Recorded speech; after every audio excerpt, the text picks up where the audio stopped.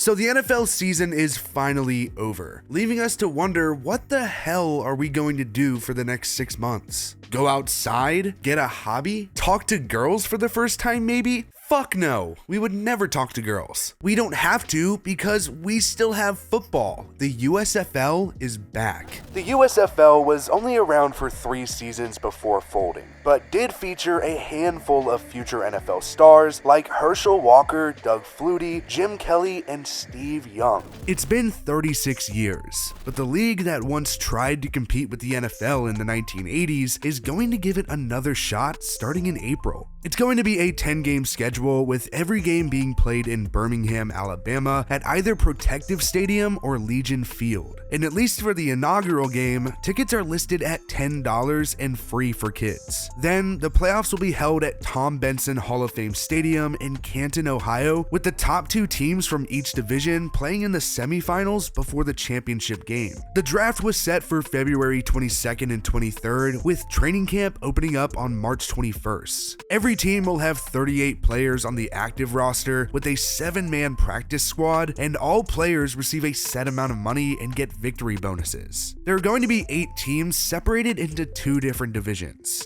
First, the North Division, starting with the Michigan Panthers, who easily have the biggest coaching name in the league, Jeff Fisher, who was a head coach in the NFL for 22 years and was 1 yard away from winning a Super Bowl in 1999.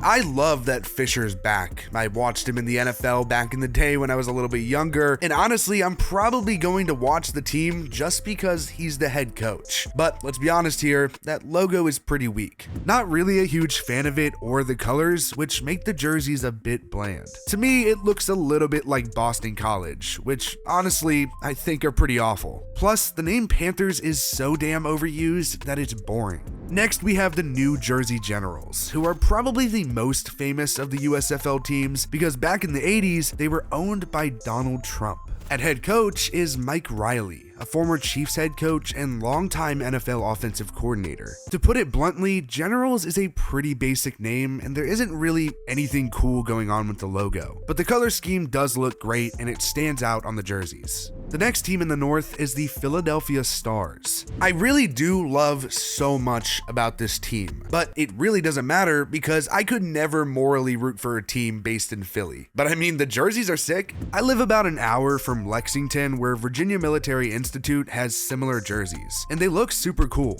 The name Stars is basic, but the logo looks great, so that makes up for it. Their head coach is Bart Andrus, whose coaching resume includes NFL Europe, the Canadian Football League, the original USFL, and the NFL. Finally, the Pittsburgh Maulers, led by Kirby Wilson. Wilson has been the head coach at Houston, Texas A&M, and Arizona. The jerseys are cool as hell. I really like the purple and orange theme, and the logo is actually pretty solid. Overall, I love a lot about the Maulers, but I've always for some reason had a slight disliking of teams that were based out of Pittsburgh. So, yeah, it's a no for me, boss. Now onto the South Division with the, I guess, all season long home team, the Birmingham Stallions. You might remember legendary head coach and college football Hall of Famer Lou Holtz. Well, his son Skip is the head coach. He's been the head coach at UConn, ECU, USF, and Louisiana Tech. Honestly, the Stallions logo is kind of bad and I'm not a huge fan of it. Also, the jerseys look a lot like the Panthers jerseys, except they're probably a tiny bit better, but not by much. Probably the coolest team name of the group, the Houston Gamblers. The logo looks cool as hell, with the Texas logo put inside of the G. I can't say that I'm in love with the colors or jerseys because I'm not really sure what's up with the bluish gray, but the away uniforms look pretty dope. The Gamblers head coach is Kevin Sumlin, the former head coach of the Chargers, Oregon State, and Nebraska. If you're going to base your team after the name, logo, or uniforms, then it's probably going to be the New Orleans Breakers. The jerseys are just sick, and the colors are perfect, like probably some of the nicest I've seen in any of these football leagues. The logo is cool in my opinion, but there is a lot more that could be done there. And of course, at head coach is former North Carolina head coach Larry Fedora. fedora, the man who literally gave Mitchell Trubisky a career. Lastly, in the South, we have the Tampa Bay Bandits. Head coach Todd Haley coached in NFL Europe, the Canadian Football League, the United Football League, and was an offensive coach in the NFL. The logo is honestly pretty cool, and it's exactly what I'd expect from a Bandits logo. The colors are nice, but I don't really know how I feel about it being so similar to the Buccaneers with them being right down the road.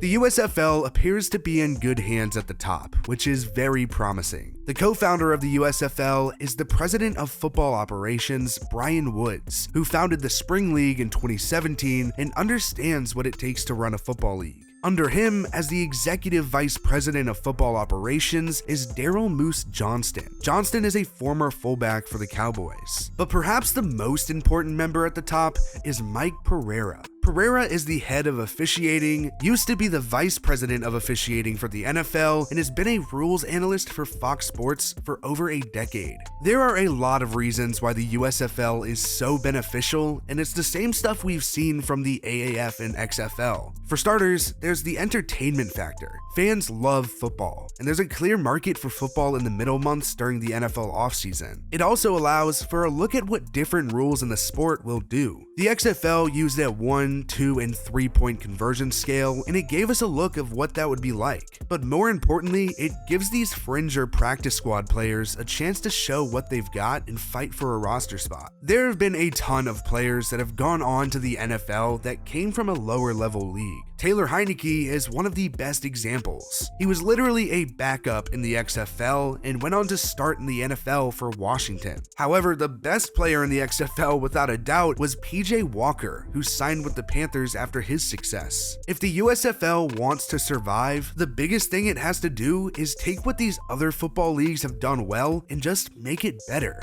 Just in the last few years, we've seen 4 main leagues: the Alliance of American Football, the XFL, the Spring League, and fan-controlled football. The Alliance of American Football feels like it kind of kicked off this trend to try to fill this void of football during the NFL offseason, and for a while, it worked. They even had some bigger names in the league, like Trent Richardson, Christian Hackenberg, and Johnny Manziel. The league used a sky judge to call penalties that were missed by on-the-field officials, another huge benefit looked at by the NFL. There were some successes, but the league folded during the first season due to bankruptcy. As for the XFL, it felt like an improved AAF and started playing right after the Super Bowl ended in 2020. Of course, like the USFL, the XFL was a thing and did run for a single season in 2001 and was led by Vince McMahon. There were a lot of interesting rules that were tried out, like a double forward pass and different kickoff or punt rules that the NFL can look at now. Taylor Heineke and PJ Walker are the 2 main guys to look at that got another chance because of the league. It did, however, stop halfway through the season due to COVID-19, but will be back in 2023, and now the ownership group includes The Rock,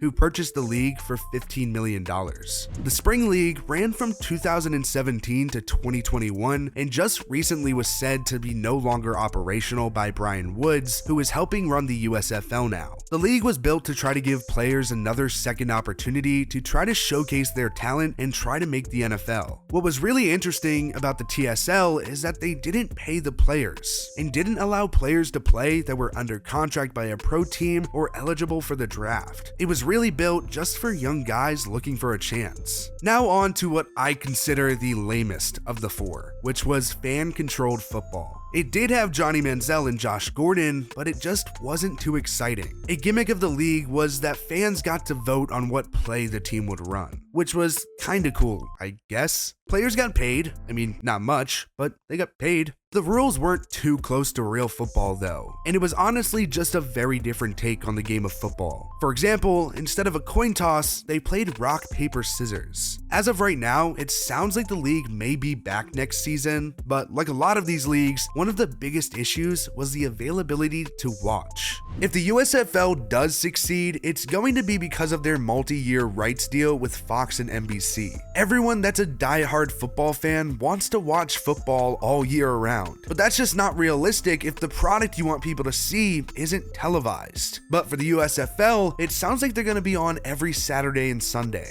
The USFL revamp kicks off on April 16th when the New Jersey Generals and Birmingham Stallions square off at 7:30 p.m. Eastern Time on both Fox and NBC. And who knows? Everyone wants to be the minor league for the NFL, and maybe the USFL could be starting its journey to be that.